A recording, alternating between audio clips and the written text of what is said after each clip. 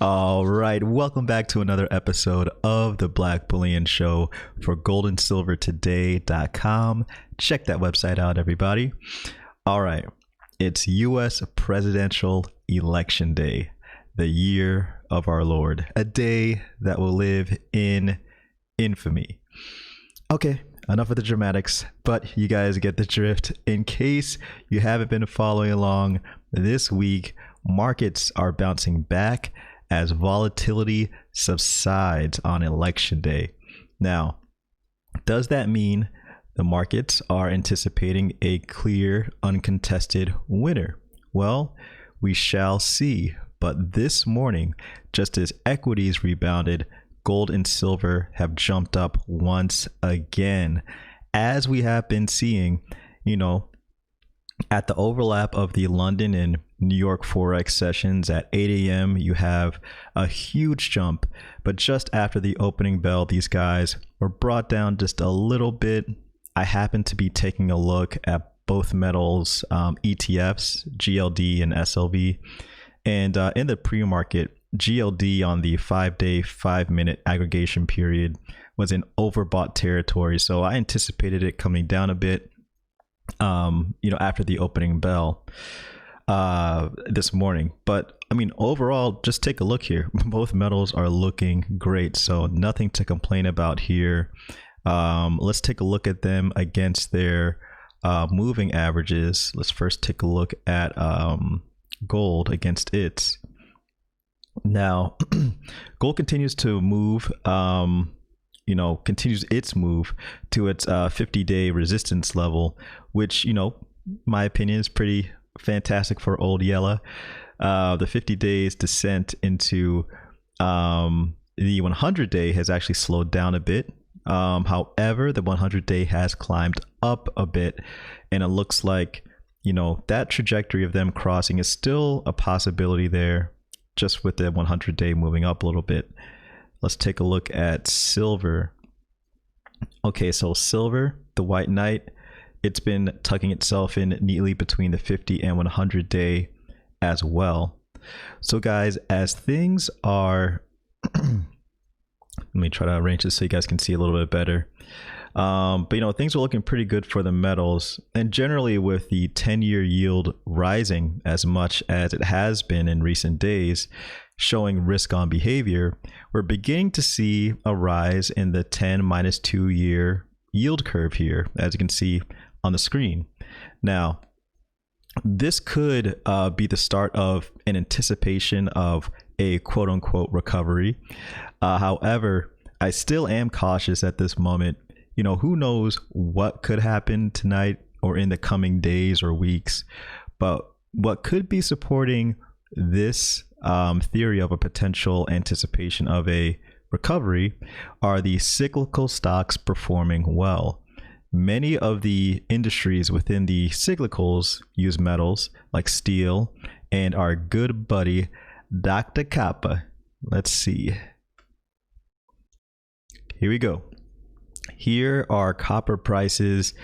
Pretty much, is this year to date or is this going back to, it looks like year to date. So, it's just been pretty much on a tear in the last couple of weeks. It's really been coming up.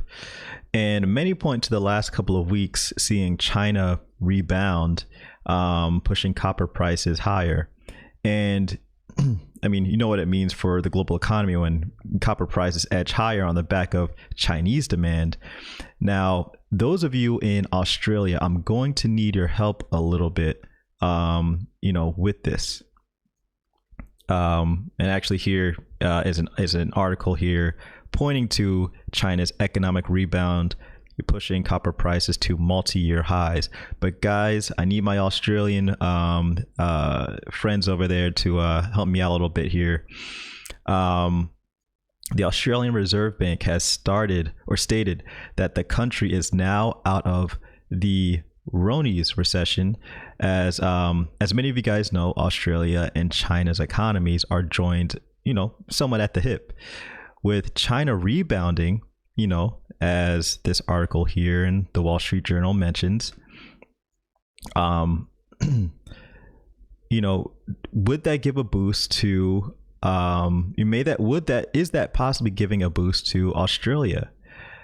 So for those of you who are on the ground in Australia right now, let me know, maybe confirm this in the comment section. What do things look like down there? Let me know what the reports are. But guys, overall, it's pretty much risk on for sure, with the DXY dropping below the 94 territory where it once was just a handful of days ago. Just take a look at the DXY here. The DXY is now heading towards below the mid 93s. It's in 93.37 now, and everything is just up today. So, even though there's a lot of anticipation leading into the election, and possibly maybe it's based off of the data that we've been getting from a lot of the early voters. Consistently, a lot of people have been saying that, there's going to be this blue wave, but a lot of people are also mentioning that a lot of people who are voting for Trump will be voting in person on the day of the election. So maybe possibly the markets are looking at some of the data that's been coming in, some of the voting data, seeing consistent Democratic votes, but a lot of the Republican votes could be coming in today. Who knows? But right now, the markets are looking pretty risk on, with the dollar coming down again, helping to support the gold and silver prices moving higher.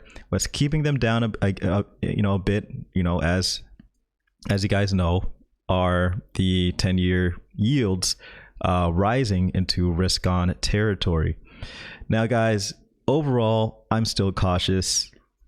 I want to see how the rising cases within Europe and the United States impact local governments within both regions. I don't necessarily think we're out of the woods yet.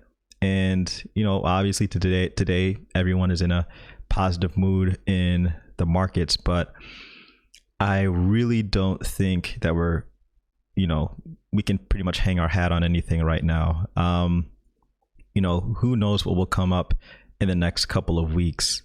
But guys, let me know what you think about today's movements in the markets. Do you think also that we're going to have a recovery here? I will mention that back in June, there's a lot of talk of the 10-2 year steepening, and people were anticipating a recovery on the back of the economy's reopening around that time. So we have had these, flashes of, possibilities of a recovery, but soon they were thwarted. So let me know what you guys think in the comment section below. Thanks again for watching. Please hit that like button. Please subscribe if you're new. It's Black Bullion for goldandsilvertoday.com.